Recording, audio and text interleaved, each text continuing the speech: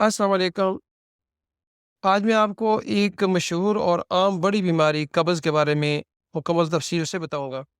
इसमें कब्ज़ की कैफ़ियत, असबाब, अलामात, अक़साम और आखिर में आसान इलाज जिनमें घरेलू टोटके, नुस्ख़ा जात शामिल होंगे और कुछ उन दोस्तों के लिए नुस्ख़ा जात भी होंगे जो हिकमत का शौक़ रखते हैं या ख़ुद से कोई दवाई बनाना चाहते हैं। उनको भी ज़रूर उस तरह की बताया जाए कि नुस्ख़ा जात वो घर में बनाकर इस्तेमाल कर सकें। अगर आप में से कोई दोस्त मेरे चैनल पर नए हैं तो चैनल को सब्सक्राइब कीजिए और लाइक करें।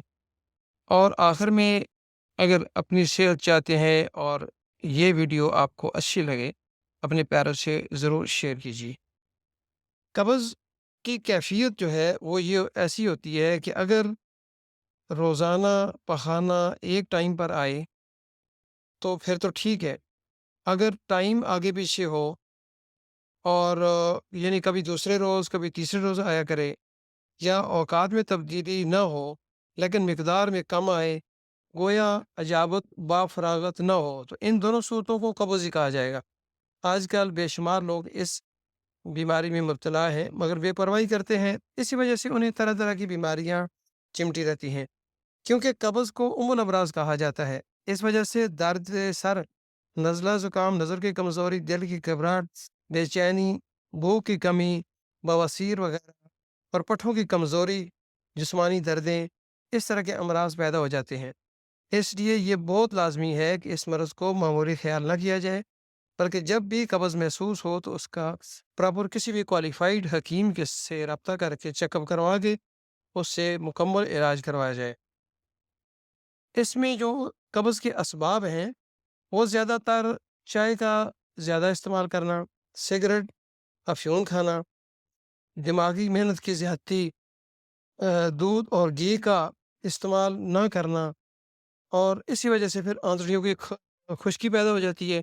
जब आंतों की खुश्की पैदा होती है, तो फिर उसके बाद कब्ज़ का ये चीज़ बायस बन जाती है।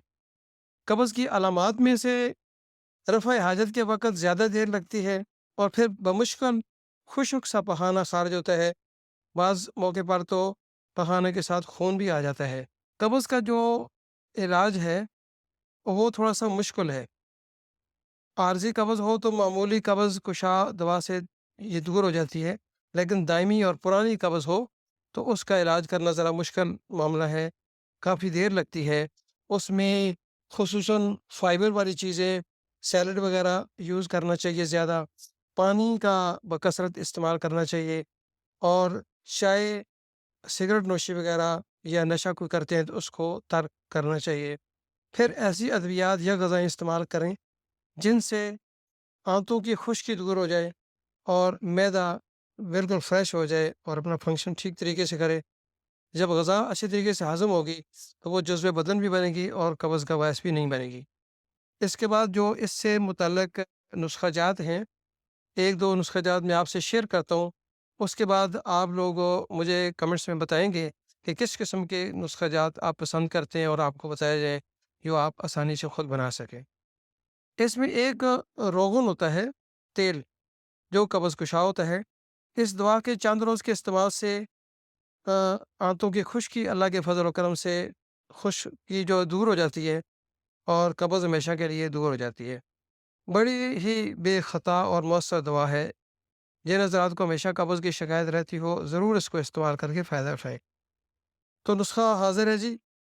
गुल बनफ़शा उम्दा किस्म का 10 तोला लें और रात को उसको 1 सेर पानी में भिगो दें और सुबह आग पर उसका जो शानदा बनाएँ, यानी उसको जोश दें आग पर रख कर, और वो पानी जब आधा किलो जल जाए और आधा किलो रह जाए, उसको उतार कर, मल कर छान लें और इस पानी में तकरीबन 10 तोले रोगन बादाम खालिस मिलाकर फिर आग पर रख कर पकाएँ।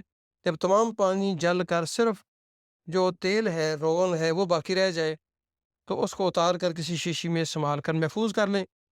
अब इसकी जो मिकदार खुराक होगी, यानी आप लोगों ने वो दवाई कितनी इस्तेमाल करनी है, तो इसकी मिकदार तकरीबन 6 माशे गर्म दूध آدھا کلو ہو اس میں ملا کر پی لیا کریں، انشاءاللہ چند روز میں قبض کی عادت دور ہو جائے گی اور آپ مکمل صحت یاب ہو جائیں گے اللہ کے فضل و کرم سے۔